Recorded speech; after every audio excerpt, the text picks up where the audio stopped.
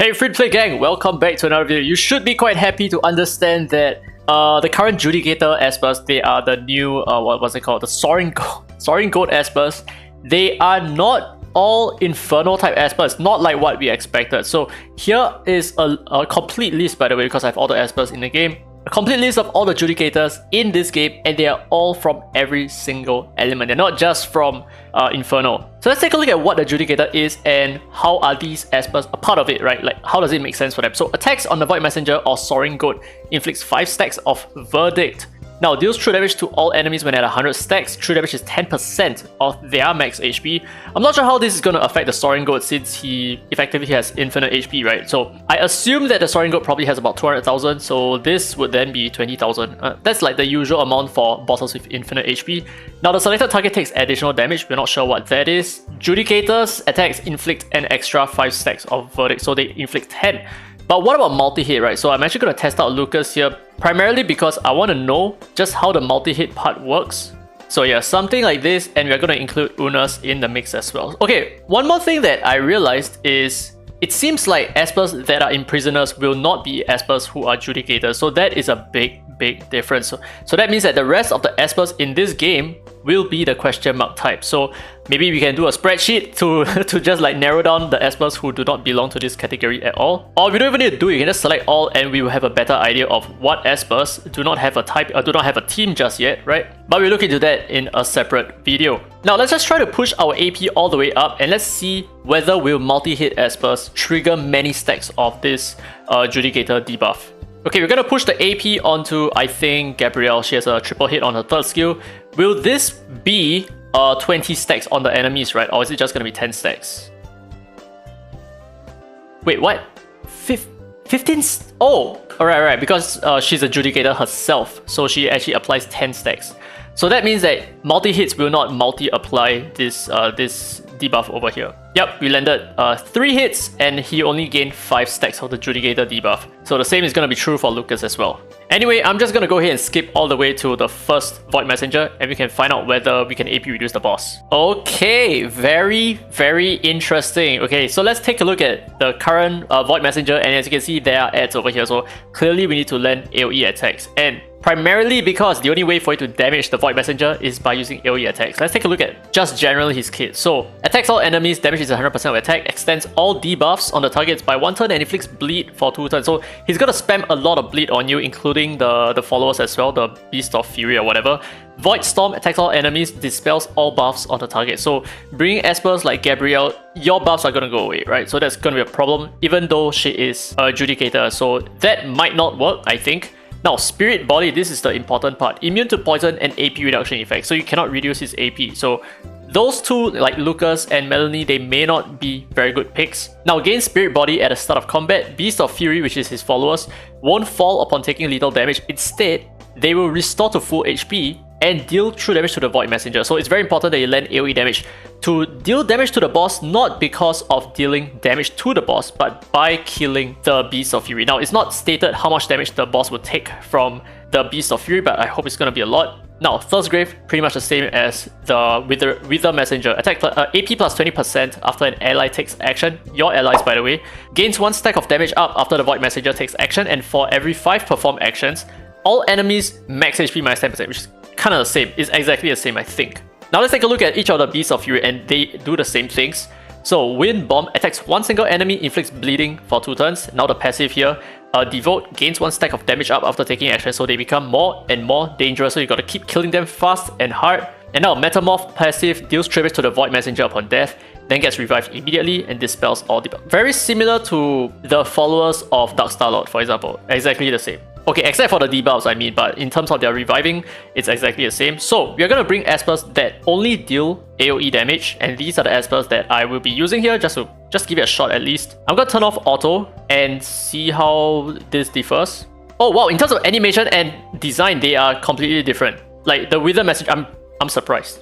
Okay, so we're gonna land an AoE attack, and I'm very curious to see how much damage these guys will land onto the boss. So, can we even stun? We can stun that. We can AP reduce the followers. Okay, interesting. I see the boss. This is pretty much similar to a stealth, right? So Can you even target the boss? I wonder. No, I don't think you can. You cannot target the boss at all. He is just stealth, right? You can't. I'm trying. Okay, so you can only attack the followers. You cannot attack the boss direct. I see. Very interesting. So he's perpetually stealth.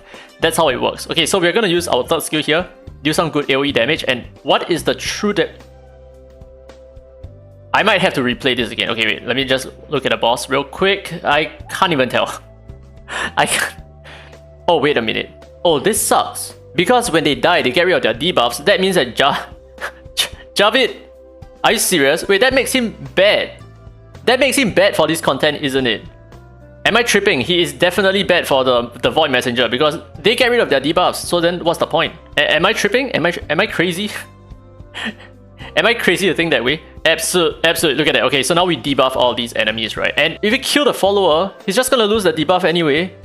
So then, like, what's the point? Right? What's the point? Now I'm thinking, is Embla actually good here or not? Like, if they dispel the debuff, would that... Like, if your Embla is at R2, for example, would that then explode everything? I'm not sure. Or will it just, like, cleanse it and take single target damage, right? Not super sure just yet, but it's kind of alarming. I feel like this might make Javid not that good, I think. Hold on, there's something very important that I need to test, which is if we kill the followers, what happens when we use Jiangman? Is she actually popping her debuff, right? I wasn't actually paying attention to that. Okay, I had to restart this just to confirm. So we are going to... No, Jiangman is not... Jiangman is... unless I'm going crazy, but I don't think she... Okay, let's take a look at this, right? Let's attack this guy over here. Her debuff is not popping as well, right? Wait, what? Right? Okay, let's take a look at this one more time. Okay, wait. Yeah, okay, Jiangman is essentially pointless over here. Okay, so Jiangman is completely, utterly useless here. Javid, not super impressed in the Void Messenger. Before we move on to the Soaring Goat, let's take a look at the advanced strategies. And yes, they will be different, right? You're not going to stack all of these effects. So as you can see, if you're going to take part in the Soaring Goat, we are only going to benefit from... Oh, I accidentally moved my blue stacks a little bit. We are only going to have this effect on these two enemies over here. It's not the same for the Raging Lion, so they do not stack. Now, let's take a look at the effects that you can get from the Soaring Goat. So the first is just more true damage from the 100 stack of verdict factor here, right? So it just goes up 10.5% all the way up to... I can't even check actually. Oh, okay. Up to 15% of the enemy's max HP. That's about it. And of course, there are some other effects here.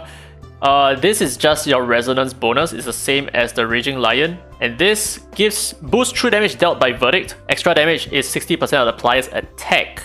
Okay. I think that's okay.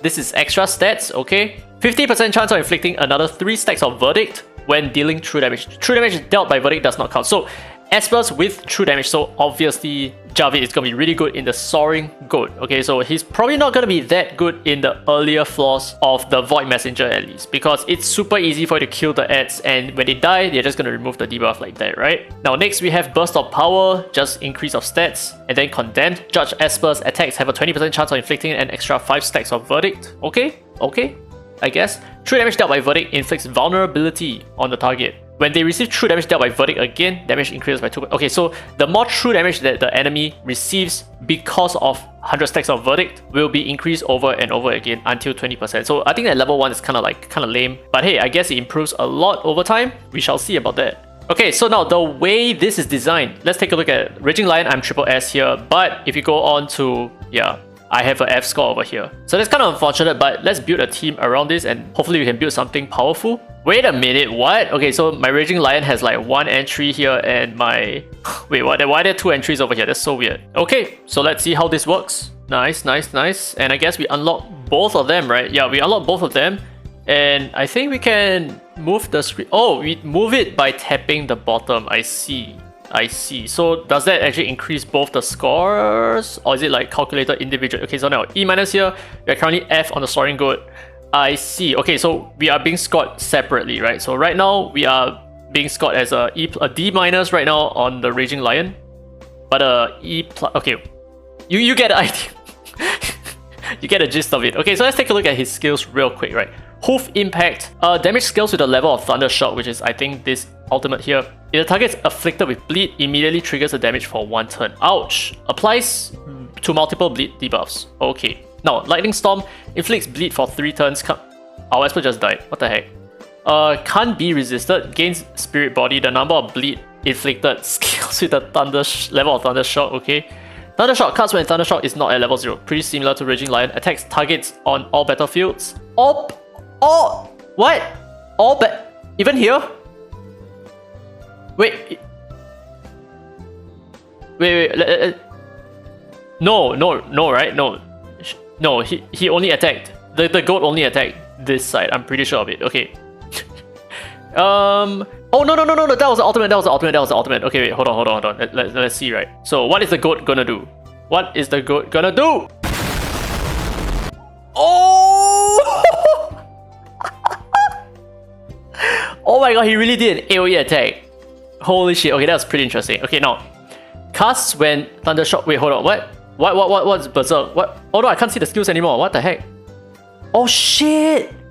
Oh, I see. Wow, that is actually quite interesting. Do you guys understand what happened? So once my second team was completely wiped, the boss just started attacking everything else. It started attacking the rest of my teams. Okay, so let's take a look at the DPS spread, right? So under the Soaring Goat, Javid is doing the most damage. Okay, but we still do not really know what the boss does because I've just been too busy fumbling around. So let's retry this one more time. Okay, now let's quickly go through the rest of his skills. So Spiritual Release, cast when Thunder Shock is at level 0, clears all debuffs on Soaring Goat, removes Spirit Body, gains Weaken. Okay, damage taken plus 100%. Alright. So Digress, each time Verdict reaches 100 stacks, Judgment is triggered and the level of turn. Okay, so we need to trigger a lot of 100 stacks of Verdict in order to reduce this ultimate to 0. And the way for us to do it is to use experts to take multiple turns, right? So I think Sienna is probably decent here, even though she is an Imprisoner. Maybe the twins would be decent. I'm not super sure just yet. But I wonder whether the ads, right, if they die, would they actually remove the debuff because that completely sucks. Each time Raging Lion gains Weaken or casts Thundershock, it gains 100% damage boost and extra speed. Okay, Thundershock level cap +1. Okay, sure, same. Spirit Recall, weird. Why is the word bouncing? Gains 10% AP at the end of Suppression Tablet. Oh, these guys are Suppression Tablets, I see. Suppression Tablets won't fall upon taking little damage, but instead they will restore the full HP and deal true damage to the Soaring Goat But will they remove their debuffs? It doesn't seem like it, right? If there are no stackable targets on the battlefield, cast Thundershock to attack all targets. I see. Wait, hold on. Can we just see it like that? Can I see the enemy? I want to see the enemy's skill kits and all that. I can't. Okay. I literally cannot see what they do. This is unfortunate. Okay. So the first phase would actually end. You will not be able to participate in the Chimera. Okay, I think you can still participate, but you will not be able to take part in the leaderboard anymore once this phase is done, because it's kind of like unfair, right? Because in the second phase, it's going to be a lot more difficult for you to deal with the Raging Lion, because right now there is an additional threat of the Soaring Goat here. Very interesting. I kind of like this a lot. It's very interesting. A new design. It's obviously going to be a little bit pay to win. It's going to be very pay to win. Come on, let's be honest here. But I'm excited. Honestly, I am just excited about attempting this and covering content on this. Well, on my own main account at least. But yeah, so I think one way that they can improve on this is to at least, make it a little bit more obvious on what each of the enemies can do, right? So like, for example, all those tablets, what do they exactly do? Do they just simply give AP to the boss? I'm not super sure. But yeah, it doesn't seem like they remove debuffs on themselves after they die. So I guess that's a plus, a huge plus for using Javid over here. So yeah, there you go. That's it for today's video, I guess. Leave your comments or your questions down in the comment section below. I'll get back to you as soon as I can. If you have any other queries with respect to this content, let me know and I'll try my best to get those resolved for you. Anyway, if you enjoyed today's content, don't forget to leave a thumbs up. It really helps the channel, and subscribe for more Dislyte content. Now that I said, this has been Derry Free to Play, and as always, I will see you in the next video.